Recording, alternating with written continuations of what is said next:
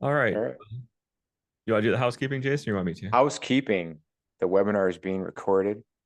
Replays available on YouTube. And if you have questions, because this is an AMA, everyone. So it says ask me anything. That could be interesting. AMAs are always interesting for that reason. You just never know people are going to ask. So use the Q&A function on the Zoom meeting. Hit the Q&A button and then throw a question out there. No question is too outlandish for Justin to answer. So speaking of outlandish questions, I'm going to get started.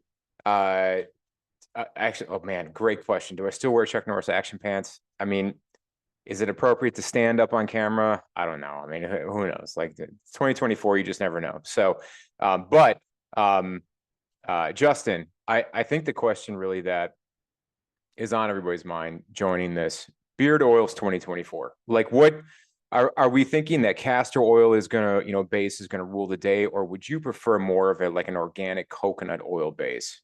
Like, give Well, us your top three.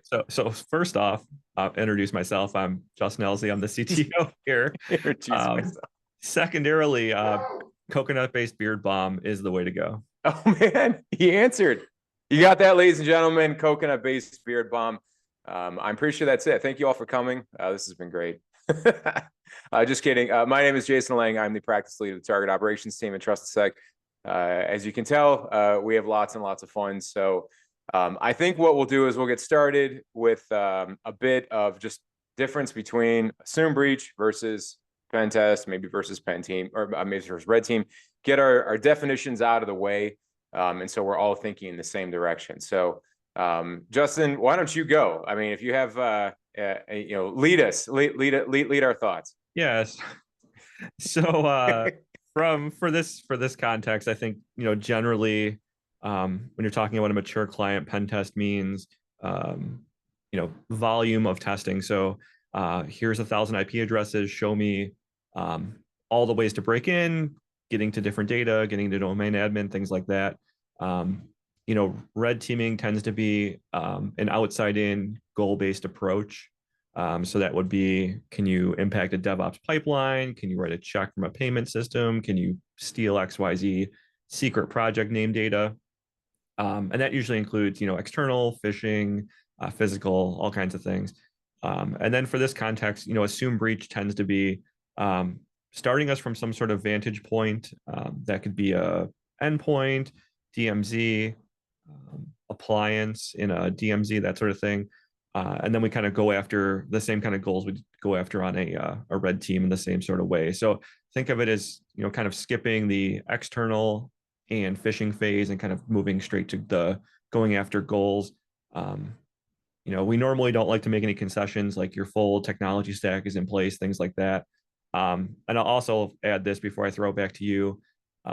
If you're have done red teaming and you're thinking about doing assume breach, you think your external is pretty much covered, or you want to save some time off the phishing piece, I'd still consider doing, OSINT and external testing as part of these. We still get in a lot of times externally via credential spray, like web apps that are tied to like your IAM provider or actually not tied to your IAM provider. So like legacy breach creds, things like that. Like we still find a ton on the external. So a lot of people look to assume breach to kind of shorten things up. And a lot of that is because phishing is so tough these days, but just something to keep in mind. Cool. I'll approach it a little more from a technical standpoint. Pen testing and assume breach generally have different entry points, and Justin, you were alluding to this. So, like on a standard internal pen test, we'll ship an implant device, and that is where all the standard network based attacks come into play. So, for example, someone asked the question, "What role do you see LM&R and NetBIOS MDNS playing in current networks that you've seen? Is it still a widespread problem and is still used as a vector?" Is it still used as a vector? Yeah, of course it is. Things like man in the middle six. Is LM&R still a thing? Yeah, it's still a thing. Do we still get creds that way? Not on an assumed breach, but that's a different context, and I'll talk about that in a second. But on pen tests, yeah. So a tester is going to fire up responder just for good, just out of principle, to see if anything gets caught. Some solutions will actually throw down, fake authentication challenges, like, Rapid7 will throw one down, on the network just to see if it responds, if you can get caught. But is it a thing? It's still a thing. Is it a thing on assumed breach? Not really. And the reason being is because context wise, you got the full implant for, standard internal pen test on assumed breach. You're more back to doing things like hacking through a shell. That might be where, you work with, at TrustedSec, we call them trusted insiders. And so someone that is operating as a malicious insider inside the network. On the last Verizon data breach investigations report that I read, I believe it was 83% of breaches involved external actors, which means 17% involved internal actors. And so that's a pretty scary statistic. And so that means that, assumed breach definitely has good value in terms of testing. What would that look like if an internal person gave out access to your organization? I give them $10,000 in a USB drive. Boom, they plug it in, they run a command, and away we go. What does something like that look like? And what's the net effect of something like that? So from a technical standpoint, that's more hacking through the straw. We stand up specific infrastructure just for the engagement. Custom domains and custom infrastructure and all that kind of stuff come into play. So it's sort of like the internal aspect of a red team. The difference for us is that we have several different ways of putting assumed breach out to our clients, because at different threat models, you want to be tested in different ways. A lot of clients are familiar with Trusted Insider in 2024. This started becoming a thing, I would say, a few years ago, is really when it started picking up. And then now basically everybody's familiar with it in some way, shape, or form. But now it's more of a, we have different styles of doing assumed breach that cover different threat scenarios. So that could be a device theft, that could be a trusted insider, that could be a disgruntled worker, it could be successful social engineering, it could be a standard device implant where we use a clandestine style device, in the network. So lots and lots of different ways to get in. So, and when you say trusted insider, just so everybody's on the same page, you're normally talking about somebody who's, kind of read into the engagement. You send them like a mock phishing email that they click through and then continue on about their day. That's usually the way it goes. Yeah.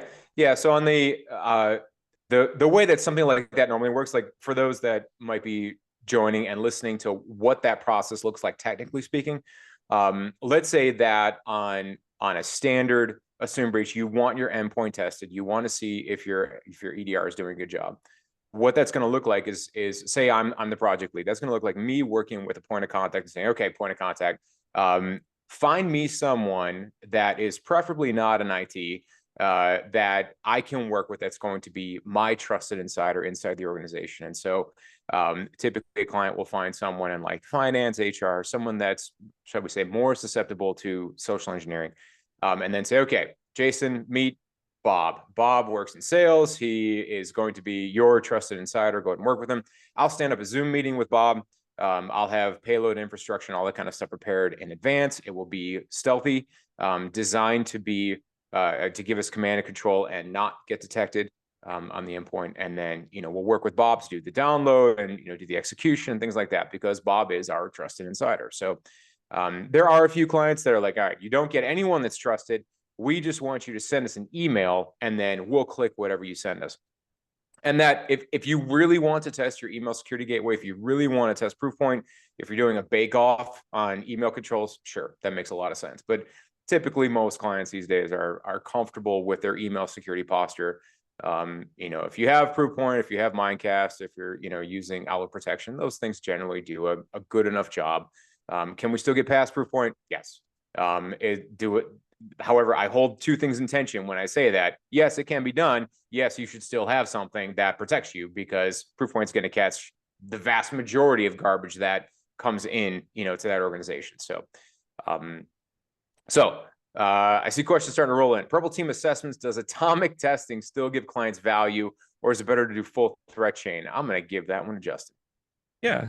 So I think it's kind of what you're trying to get out of it, right? So purple team's a really good opportunity to test like depth of detection. So for example, you could say, hey, we care about testing HTAs. Okay, well, does the HTA fire J script? Does it fire VB script? Is it dropping a binary and then calling it? So if you're interested in taking a particular, MITRE ID and then doing a really deep dive, atomic testing works really well. And that's probably something you should do kind of based on, CTI, right? So VBA macro documents were big for a while. That kind of got nuked, and now like OneNote was big. So maybe you want to do a deep dive on OneNote. The full attack chain is great as well. I think that you get being able to test like external C2 and letting IR work back on it and things like that has its value. But I think for a lot of people, picking particular TTPs, building, in-depth detection cases or figuring out where your gaps are and then hardening accordingly will probably give you a better return on time. So, good question. Do you still see use, abuse, null sessions? How about man-in-the-middle attacks or plain text protocols on internals? So for null sessions, I would say, yeah, those two things you're probably going to get more experience, maybe say on like a standard pen test. On an assumed breach, do we see it much? No, not necessarily, and it's not necessarily something that we do a lot of testing for. Controls, particularly identity control products like Microsoft Identity, CrowdStrike Identity, they're getting better at picking up some of those attacks that we used to take for granted on the offensive side, which is good. I mean, we want to see those controls improve. So null session, we probably should check for null sessions more. But no, typically on an assumed breach, think about it from this standpoint. If we are if I have a trusted insider and they execute an implant and I'm running under that implant context, I have an authenticated user's context. I don't need to test a null session. So yes, I mean, if we have an implant that's different, like a Linux-based implant, that's different, but typically Linux-based implant is going to be more of your standard internal pen test. Internal red teams, where do you host your infrastructure? Spinning a Mythic in the DC isn't the stealthiest, but using external cloud providers adds complex legal and financial issues. This is a really interesting point. We do use cloud provider. We use AWS and have for years without problems. We have a good relationship with AWS. And what does that look like? Yes, it looks like we stand up and host, C2 redirectors, payload servers in the cloud. And so the best piece of advice that I can give you there, and Justin might have some insight into this as well, but be honest with your cloud provider. Tell them what you're doing. Don't try and hide it. It doesn't help because if you try and hide it, that just makes you look more like an actual threat actor. So we have not run into any legal or financial issues. I mean, other than the monthly bill. But no, there's been no fines or anything like that. In fact, a couple of examples about AWS. A couple of times where clients have reported malicious AWS infrastructure, AWS reaches out to us and reaches out to the client and essentially acts as a proxy go-between.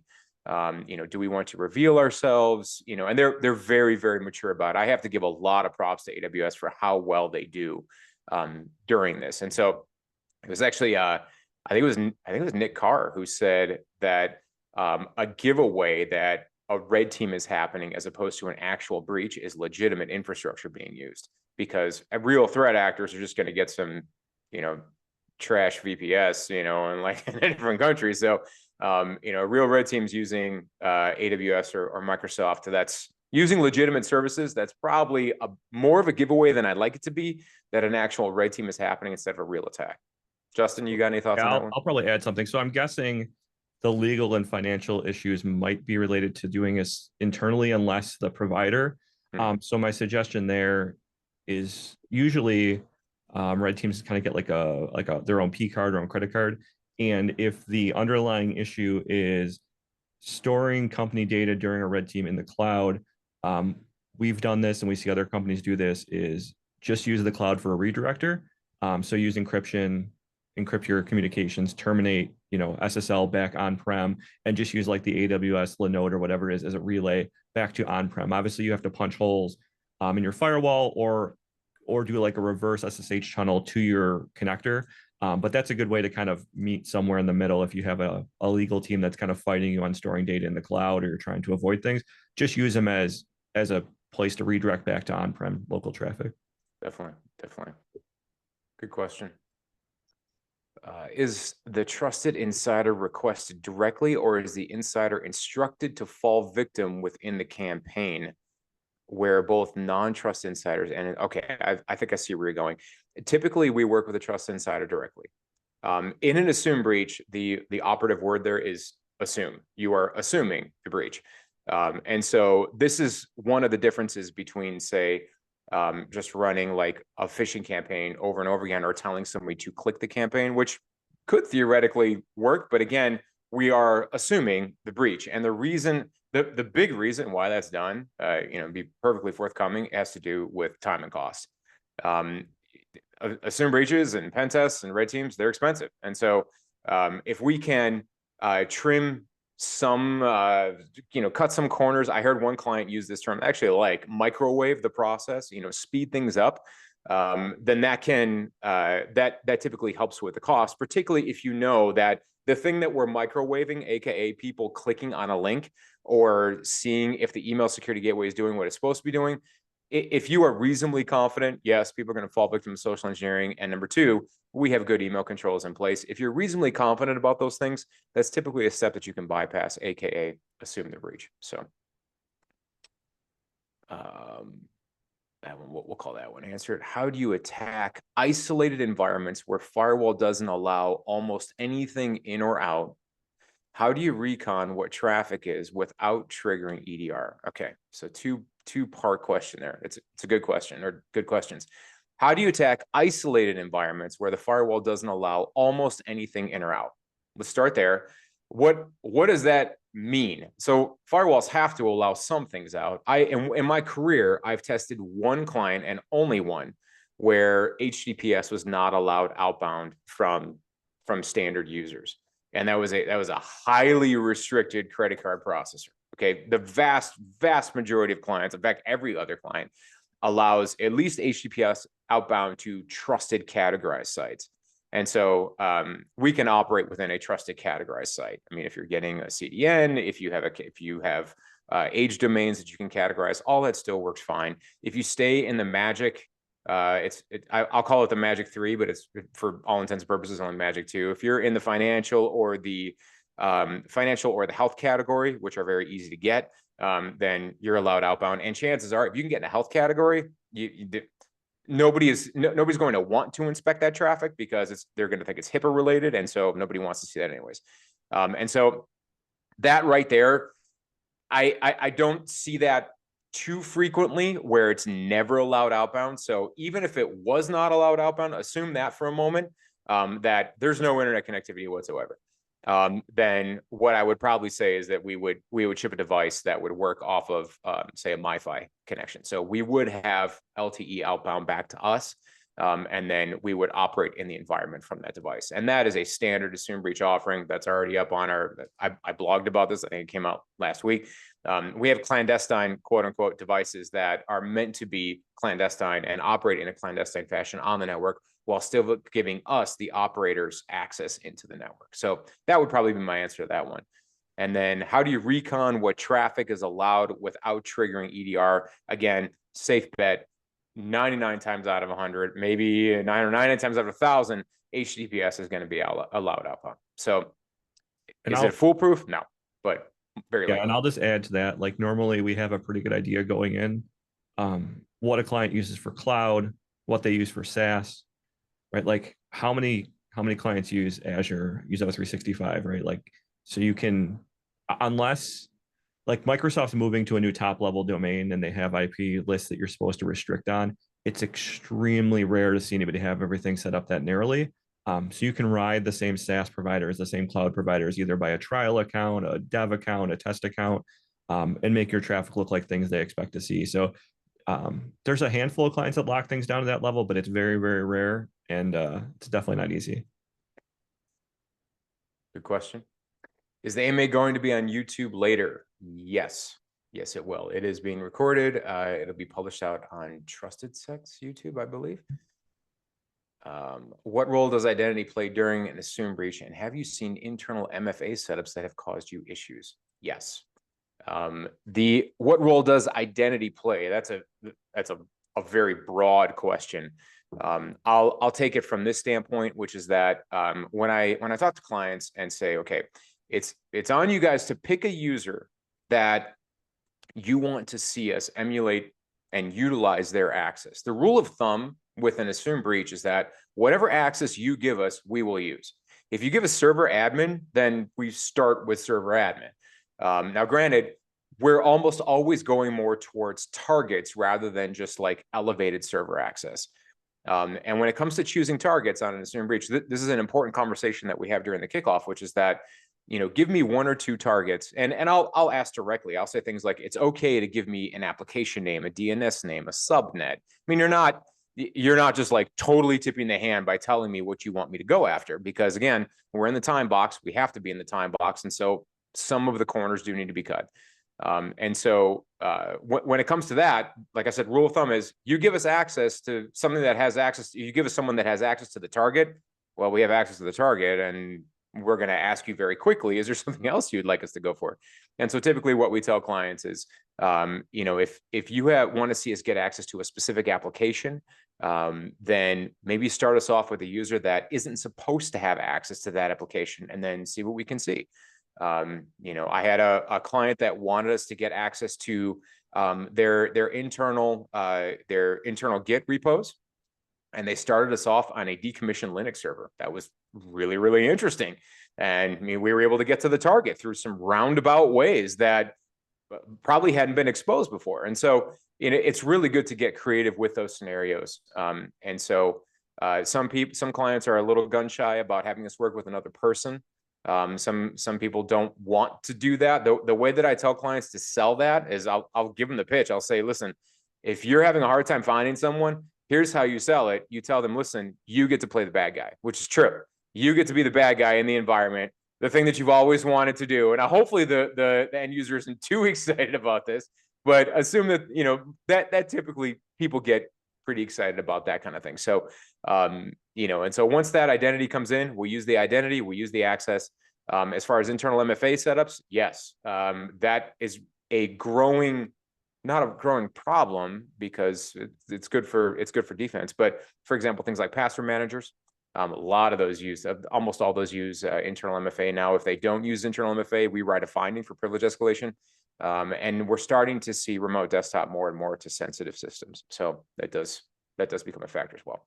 And I'll add just to the identity piece. So it's really common for places to like provision you a user. Let's say I like to pick on marketing, but they say, hey, we're going to make you a generic marketing person. You're going to start your assumed breach from there. Well, as it turns out, marketing has access to your internal GitLab instance by default.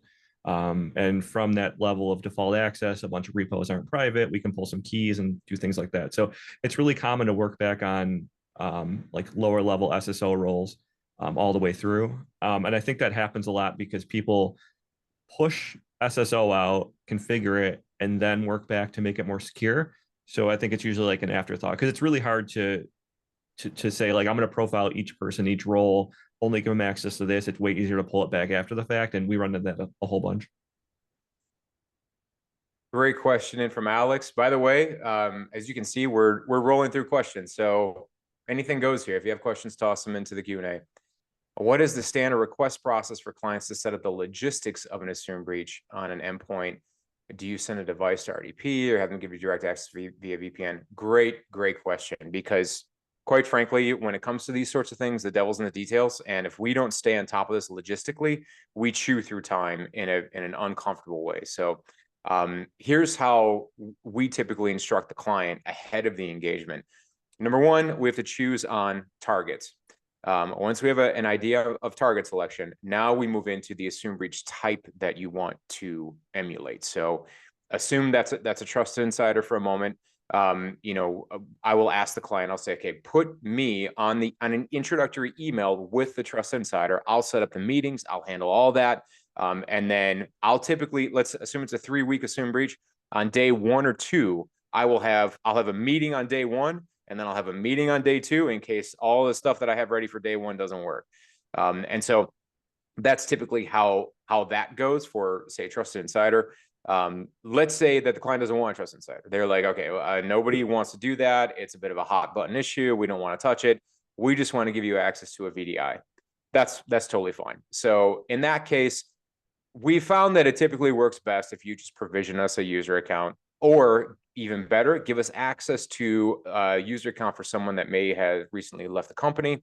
If they don't even want to do that, I'll say, okay, model my user account after the threat that you want to see emulating the environment. So someone in a certain job role. And then if MFA is in play there, then I'll just say, here's a phone number, hook us into MFA that way. Again, there is an element of assuming the breach. And this is where things differ significantly from a red team, is that on a red team, we try not to do that. We try to get in at all costs, without assume breach. We will pivot to assume breach if we have to, but when we start an assume breach, we are assuming the breach. So that's a key point of understanding there. How often do you encounter zero trust done correctly? Oh my. Anonymous here gets the award for the most controversial question, the hottest take question. Justin, how often would you say you see zero trust done correctly?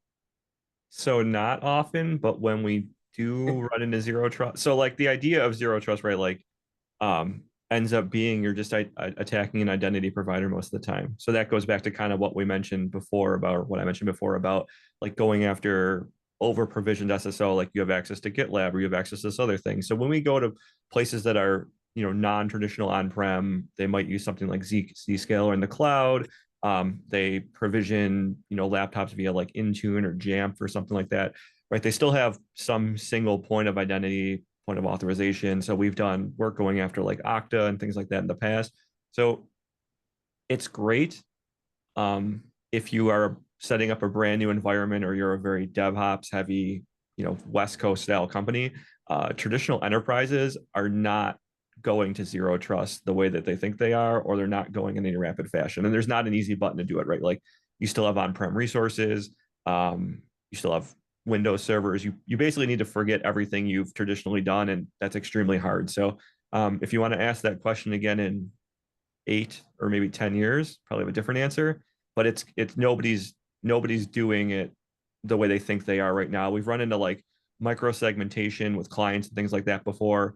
But again, okay, you micro segmented your on-prem network. You still have a bunch of cloud resources now. So nobody's perfect. It works in some cases, but it's extremely hard to do.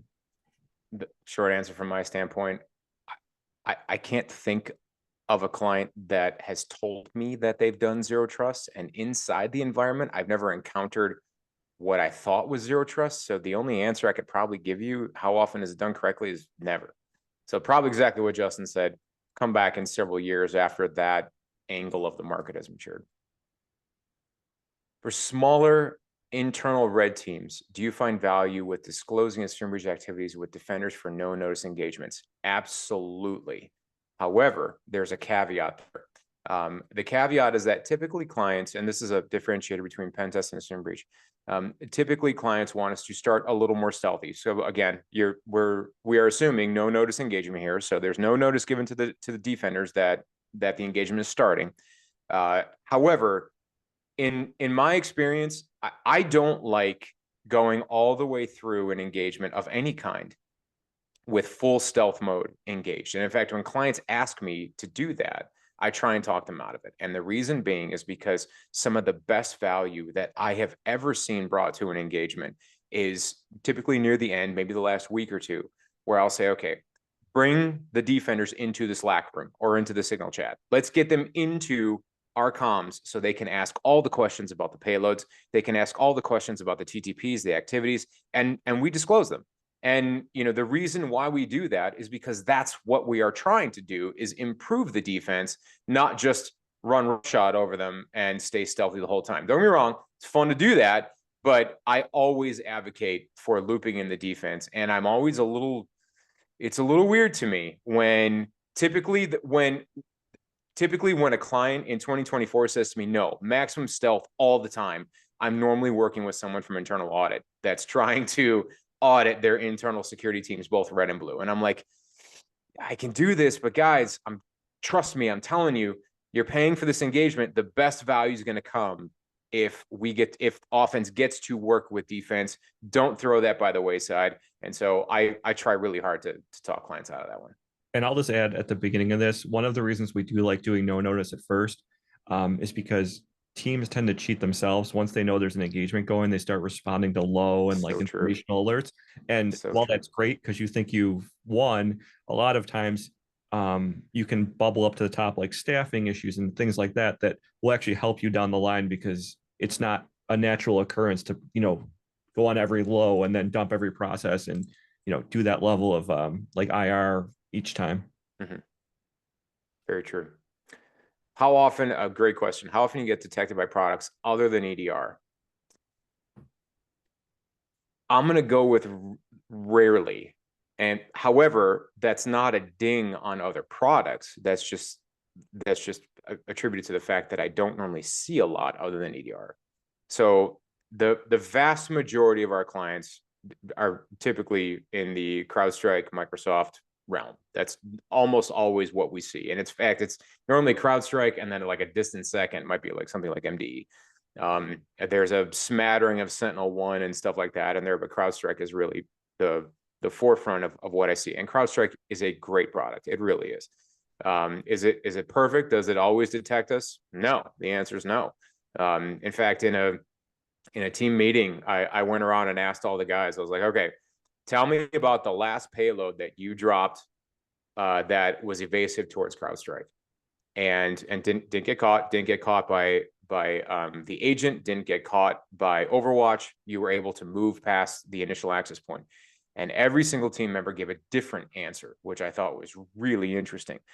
That being said, receive what I'm saying properly. CrowdStrike is a fantastic EDR. So just because there are evasions for it, that doesn't mean you shouldn't have something that's really, really good at what it does. And it is really, really good at what it does. But the simple truth is that I don't see a lot of other controls. Every now and then I'll come across a client that'll have like some sort of network-based control. And by the way, I'm not including SIMs as a security control. So like if I'm not putting Splunk in the security control category, even though could that detect us if you have that and you're adjusting logs? Yeah, absolutely could. I rarely see Sysmon or things like that get rolled out. Every now and then I used to see like a network control like Dark Trace or open source stuff, but quite frankly, it's rare. And this is the thing that concerns me about the EDR market is that clients will typically put all their eggs in one basket on EDR.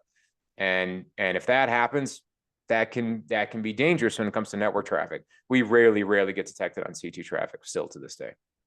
And I'd say you guys do see some interesting SIM detections. So like client to client communications based off of like Windows firewall logs, or we've seen some really interesting like credential spray detections and things like that. I think that when you guys do get tripped up, a lot of times it's from like some internal detection in a SIM based on some event that they understand their environment. That's like where because those are things you can't plan for. Like you can understand what CrowdStrike's going to do, and you can to some extent understand what Overwatch is going to respond or how they're going to respond.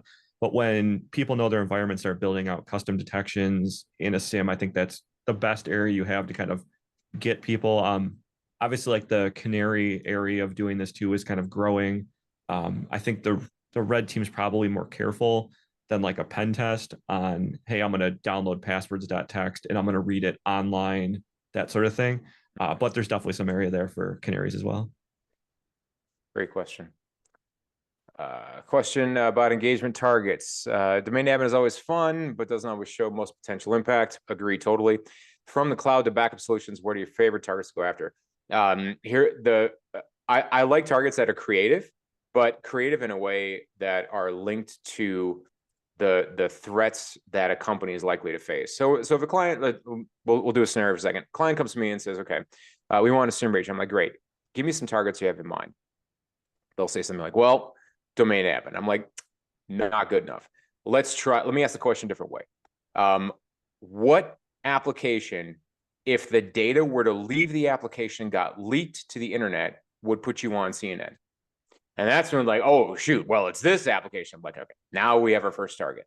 And so my favorite targets are anything that can get the client thinking in the crown jewel category. We do a lot of work with software engineering companies, so that's going to be things like source code repositories. So one of my favorite targets is when a client says to me, see if you can make a commit to production source code. I just got this target.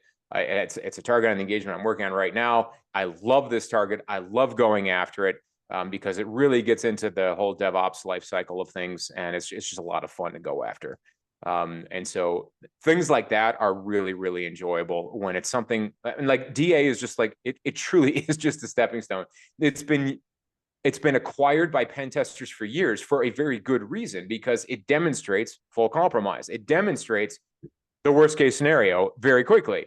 But we're a little past that now, where it's like, okay, yes, DA is the stepping stone, but what happens next? So for example, it was the Caesars breach, where Scattered Spider was listening on the Okta servers for incoming authentication, already had a full domain compromise in effect, and had done nothing until Caesars came in and was like, oh shoot, we're hacked. And they're like, all right, then they dropped ransomware everywhere. And so it's like, yes, domain admin is it's a stepping stone on a path to a much more significant compromise, in my opinion. So those are some of my favorite targets. And Justin, by the way, feel free to go out of order here. If you see any that you want to answer, we got a pretty big backlog here. We'll start ripping through some of these. Yeah. How much TTP customization do you do or is expected by clients during a assumed breach? Depends on the assumed breach type. If a client wants a shorter assumed breach, let's say budget's an issue, we have basically a whitelist approach where we'll give you a hash, you whitelist the hash, away we go. If you want the EDR tested, if you want the endpoint tested, if you want the local control stack tested, we'll do a lot of customization, a lot. Gone are the days when you're just running off the shelf stuff.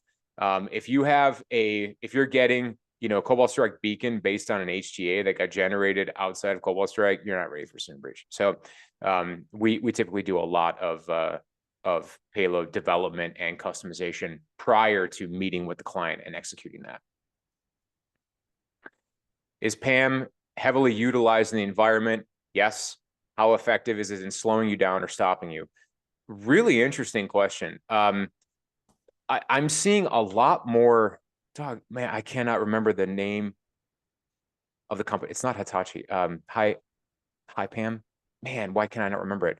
I'm seeing that in environment. I'm not seeing a lot more. That and CyberArk are the two that I would say we probably see the most. They're effective. They are effective at keeping secrets. They're effective at doing secret rotation. Those products do a good job at those things. How effective are they at slowing us down? Depends on the target.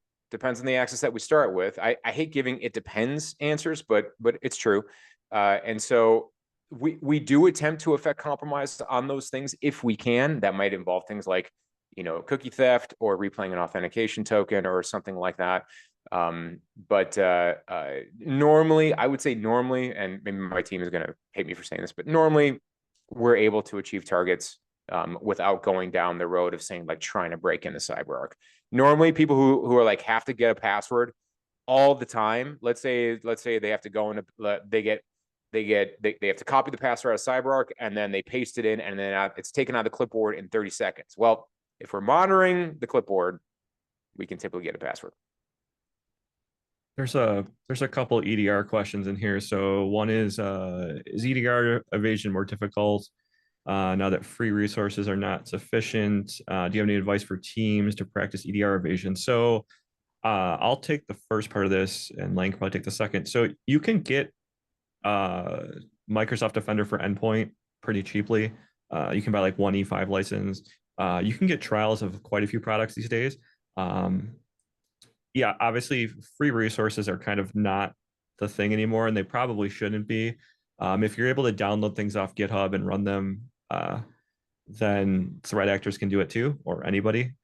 So it's getting much harder. People are kind of holding things back. My suggestion would be Malware Dev Academy, Sector 7. Those are great places to start. You can get enough from those two classes to get by most EDRs. The trick is, probably not using Cobalt Strike or something that's heavily signatured as a starting point, and use like Mythic is a good example, Empire, Havoc. There's a lot of alternatives out there that you can modify a lot easier to get things going. I think that's the way to go. And if you don't have the in-house ability or the skills or the time, You can buy off the shelf products now, like you can buy Nighthawk. There's a whole secondary market now for these things because it got much harder. Outflank's got their toolkit add-on for Cobalt Strike. So I think that obviously first I would say take the classes and learn, because this is going to get harder year over year and you need those skills.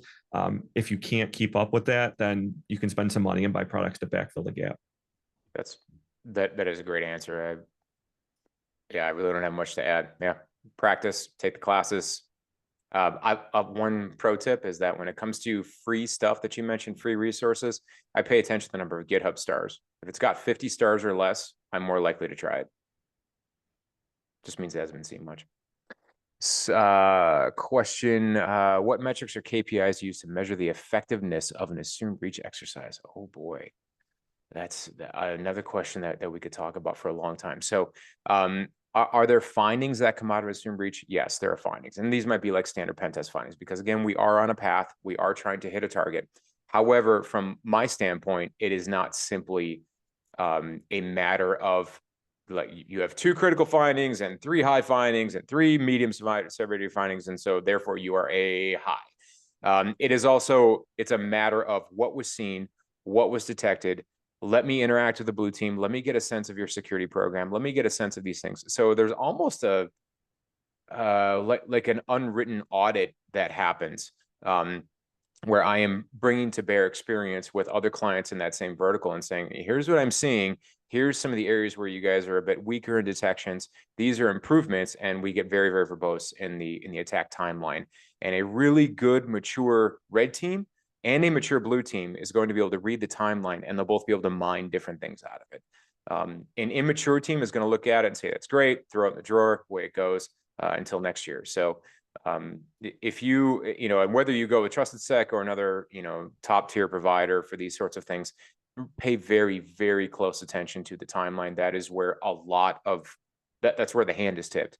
And so if you're smart, you will see both offense and defensive improvements if you have both internal red and blue teams. Justin, you got anything to add on the metrics or KPIs for We've seen clients play with this in different ways, like they'll do time to compromise and things like that. But the problem is that it's the TTPs going in. So how much time you spend ahead of time, if something's going to work, how complicated the goal is. A good one would be like IR cleanup. So when something is detected, how long it takes to wrap up an incident, kind of get an idea what's going on, timelines, things like that. But it's really hard because everything's a little bit unique along the way. Question for Brian. So if EDR is bypassed, what is primarily stopping you after that failure? Great question. Assuming from when we're able to get past EDR, what we're most likely to get caught on is, and by getting past EDR, to be very specific here, we're not talking just the agent. We're talking the after action stuff that happens with, say, like a Overwatch.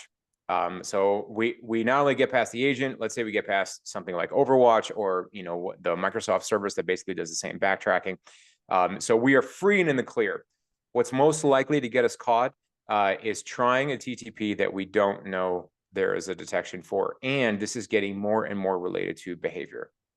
For example, I saw on a test recently, a behavior-based detection that was related to NTLM authentication to a resource that my compromised user didn't normally authenticate to. And I was like, oh man, that's really, really good. You're starting to get into that behavior model. That's actually, in my opinion, from a detection standpoint, that's going to be the bane of the red team is anything that that associates user behavior to access over time, a long period of time. I'm talking like months, not just days. And so once that happens, and you probably bring AI into that equation, it's going to get much harder. So I'll take this next one.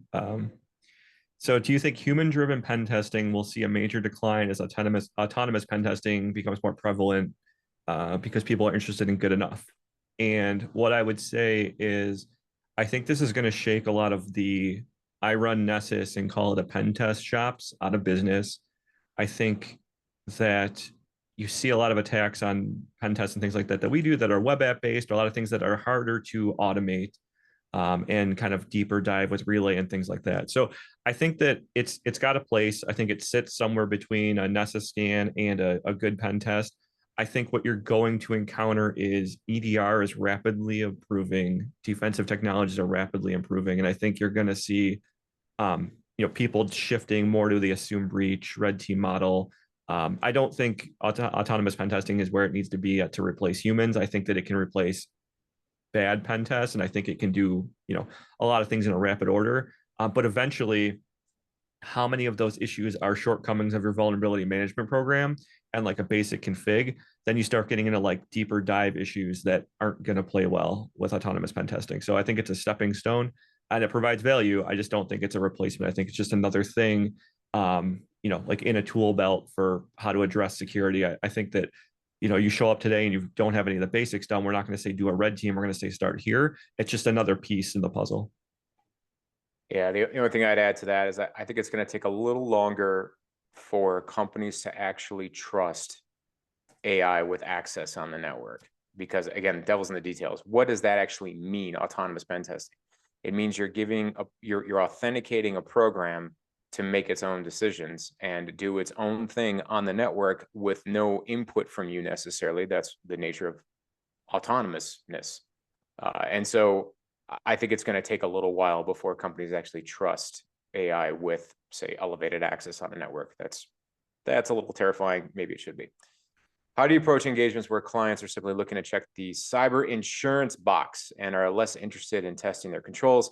Do you have a conversation about the value you can bring or try to help them understand what they have to gain beyond checking a box? Yes. To the second and then first, yes, absolutely.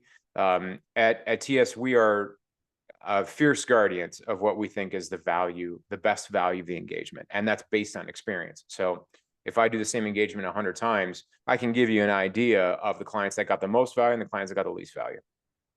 But at the end of the day, if a client says to me, listen, we're only doing this because we were told by some third party, company that we have to do it, I'll say, okay, I'm not going to turn on the business. I'll say, okay, we will do our best. We'll give them a report. We'll have as many debriefs as they want to have. And then at the end of the day, we'll hope that they make the right decision with it. But at the end of the day, it is their call. I'd also add that we generally don't get a lot of people calling us to do pen tests or things that are like check the box. Yeah. We get a lot of like, hey, we know we need to do a really small pen test for some outside requirement. We're going to use some other vendor, but we want to use you guys to do a deep dive and a much better dive. I think that people know what they're getting from us and tend to call for the most value return. Well, and typically people aren't going to buy a red team because they're trying to check a box. I mean, the only time that I really see that a lot, at least with our clients, is with things like PCI tests or things that are compliance driven. You test tradecraft in a lab environment prior to executing the technique in the target environment. Curious about how you conduct due diligence for negative impact from red team activities. Okay, so the answer is yes, as much as we can. So, for example, I am right now I'm working with a bit of an obsolete operating system, and so what I have to do is, so for example, it's a Linux kernel that is old, and so some of the commands that I'm running now with some of the syntax that I'm used to running don't work in the way that I would expect them to work. What does that mean? Yes, I stand up a lab, I get a shell in my lab, and then I test those commands. I'm not too worried about negative impact, and by negative impact, I'm assuming that you're referring to hits to CIA. So I accidentally delete something or I take down a system. That's extraordinarily rare. I'm not going to say it doesn't happen because offensive testing is not a risk-free test. It never has been. It never will be. But if something like that happens, it's probably still going to be with things like locked accounts. I have seen a couple of tools take down systems. For example, man the middle six can be a risky run. The one that looks for Cisco Telnet on 4786 put that port and like pulls down the config on certain models of Cisco devices, that one can cause an outage, and we have caused outages with that, so we don't really run that more. There are some risky attacks that involve Active Directory modifications, like the configuration NC. We don't do them, and so we look at the attacks that come out and we're like, this is not a good idea. Don't do this, and we typically just don't run them. So our tests almost always go, without some sort of hit to, availability. If it does happen, it's usually due to something we have no knowledge of, some sort of backlink system that we just had no clue. And it's almost always related to attacks that we know are risky. Wildcard DNS is another one that comes to mind. You just have to be careful with those things and typically get approval. And I'd say that you guys are always very measured, right? Like you'll spend a day reading wikis, SharePoint code. You'll have a conference call with the rest of the team. You might bounce something off the research team. Like I think that it was easier in pen testing to you kind of rip and break things quicker than it is in the red team space because you're going after a specific goal. You generally know where it is. You know what they're doing. So I think those days are less common. I think the most common thing you guys would run into is like credential spraying and locking out accounts because of the observation window or something like that by accident. Yeah. Brian, with some really good questions here. Dang it, Brian. What defensive tactics frustrate you most as offensive operators? So I'll tell you the first moment that I start getting frustrated, and that is on the kickoff call. If there are defenders on the call, let's say they're read into the engagement. Here's how I know I'm getting frustrated. If a defender is like, we're just here to support you. We're just here. We want you to have a great testing experience. We want to work well with you. If you need anything from us whatsoever, just let us know. Right away, I know it is going to suck. They're going to catch me every which way. If a defender comes at me like, oh, yeah, we're pretty sure we're going to see everything that you do. Like, no, you're not. This is going to be a lot of fun. That's normally when I get excited. Like if you come at me with a lot of hubris, I'm like, all right, this is going to be fantastic. All right, so defender is like really humble, really modest. They know their control stack through and through. That's when I know I'm in for a rough ride. This is going to be painful, and away we go. So, but tactics. So assume beyond just having a good implementation of an EDR. Okay, tactics that typically frustrate me the most. Again, when clients have related behavior and correlated that to detections, that is when I get frustrated beyond belief because I'm like, there's nothing I can do that isn't going to get seen. And so if a client has that capability, and I think of one story that just comes back to mind over and over again. This was 4 or 5 years ago, before behavior-based detections were even really a thing. I was sitting on site with a client. This client was like Splunk on steroids. They had ingested all the logs possible and had written behavior-based logs to the tune of associating job title with commands that were being run that were appropriate for that job title and had Splunk alerts for everything.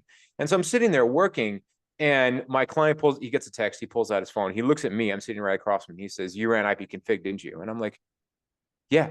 What you got an alert for that? He's like, oh yeah, I've been seeing everything you're doing. Yeah. And I'm like, you gotta be kidding me. And it was all behavior-based stuff. So that is the stuff that really, really frustrates me. It's not the one-off detection, EDR saw this or EDR saw that. I mean, those are things we can ultimately work around. It's those like holistic, systemic, behavior-based things that just really make me mad. So, and I'll add app control just because when it comes up, it works really well. Sure. It's just one of those things that is not as common because it's really hard to get your hands around. It's easier if you're a 2,000 person or smaller company. A lot of the enterprises we work with, it's just a monster to roll out outside of something like a POS system or something. All right, we got 5 minutes left. Let's we got some questions. What are you currently working on to learn more about to keep your skills sharp and engagements for the future? Great question. For me, I encourage people on my team to work into their strengths. And so if someone is really strong in networking, I'm like, keep learning networking, because eventually the technology is getting so complicated and so complex that specialization is a foregone conclusion. It's just a slow rolling process at this point. There's the jack of all trades mindset that's going to slowly fall by the wayside because technology is getting complex, even with ChatGPT being helpful, and it is very helpful. I typically test with a ChatGPT window next to me, and I'll just ask questions about this and that and this and that. But what I enjoy working on is I enjoy infrastructure. I'm usually trying to learn DevOpsy style things because that's what I enjoy. Not everybody on the team is into that. Some of the people on the team are like really into Windows internal. Some people on the team are really into networking. And so I encourage people to follow your strengths. don't try so hard to improve on your weaknesses, because chances are somebody else has a strength that covers that gap. And that's part of the importance of working with a really good team. So that's what I'm learning. Justin, what are you into? I don't know. I do a little bit of everything. I live on Do Twitter, so tell. like last week I was building some JScript implant thing. So I just kind of jump around. I have a folder of like 50 projects, and then depending on the day and what's going on, I jump in and out of them. So I'm not a good example. It's organized chaos. What are your thoughts on, Justin, what are your thoughts on the effectiveness of machine learning AI supported NDR tools like Darktrace? I love this. Worth it or wasteful budget sponge? I actually like some of these. So I tested, me and the research team tested some of these products for a client before. They definitely work. So I just don't know what they do at scale. So we've tested these in labs and we've tested them in a client environment, like beaconing behavior and things like that. So if you're putting them on a span port and they have all the right data, Extra Hop, I think, is a good example of you have to feed it a bunch of log sources to make it worthwhile. They work and they'll get better. I think this is always one of those things where you can't just buy the product and plug it in. Like, you need professional service hours, you need tuning. But these do work. To Jason's point from earlier, like, people still don't detect beaconing behavior. It's why you see every C2 do get post, get post, get post to like a static web page. And if you ever go to any web page, you don't just load one URL, you load a bunch of JS, you load a bunch of all kinds of stuff, tracking ads, all sorts of stuff. So like the behavior around C2 is pretty in a sad state of affairs. So it shouldn't be really extremely hard for these products to kind of excel based on how much things haven't changed in the last 7-8 years. Definitely. Definitely. All right. The question, I love superlative questions. I don't know who you are, anonymous, but hat tip to you because they're my favorite. Justin, what is the biggest piece of advice you could give to novice pen testers to dive deeper and develop more skills? Try harder, obviously. Oh my gosh. No, I'm kidding. I hate that. Speaking of trying harder. I hate that. So I say, one, follow Twitter, Mastodon, whatever. There's a lot of moving things in that place, and I think just try things. It's very hard to be an expert on everything. So like, I think taking those courses I mentioned before, like Sector and malware dev, like that's kind of the core of where things are going these days. Like, you can learn the individual like privilege escalation or whatever techniques, but you're going to need to understand how malware works. I'd almost tell everybody to start taking malware reversing classes, but I have a little bit different view on that. I think everything moved into implants and everything kind of moved towards doing BOFs and stuff like that. So that's where things are going currently. The second part of that would be learn cloud, probably Azure. If you're going to be in like a more DevOpsy company, probably AWS, but like 99% of enterprises are underpinned by Azure in some way, and that's only growing. So cloud and malware dev, there's tons of resources. OA Labs is really cool. They do reversing live streams.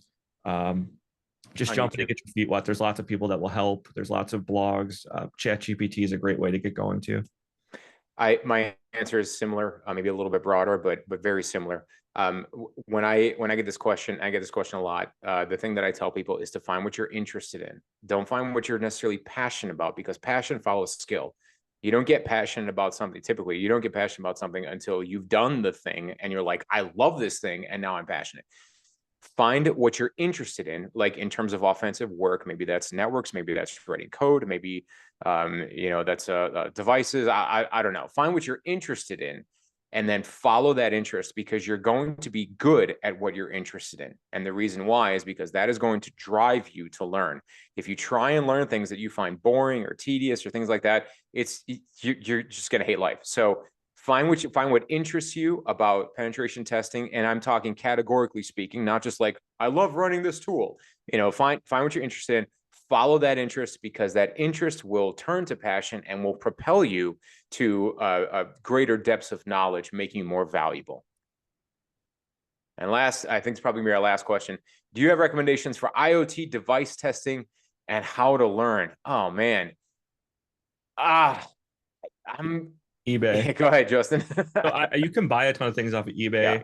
Yeah. You can take things apart. You can find write-ups. I would find something that somebody else has already done. So something that somebody's dumped the flash off of, for example, and started looking through that. I would find something that you can follow along with and start there. And then I would just scour eBay for things. I think I do that all the time for appliances. When there's like a new VPN bug or whatever, I have a whole stack of stuff in my basement. But I think finding stuff on eBay, and I think starting with something that you can is either easily accessible or has a really good how-to, start there. That way you're not just like, oh, I've been on the wrong pin for a week and then gave up, that sort of thing. The last, and I'll just say, a shameless plug for my friend's company, Fracture Labs. Joe Hopper is a wonderful, wonderful guy. He does all IoT testing. So if you need IoT tests, Fracture Labs, talk to Joe. Tell him Jason sent you. He is a wonderful guy. So I'm afraid we are at time there. So, Rosa, you want to clear us out, anything like that, or shall we just say thank you all and have a good day? That works. You can just say thanks. Thank you all, and Thank have you. a good day. It's been a pleasure.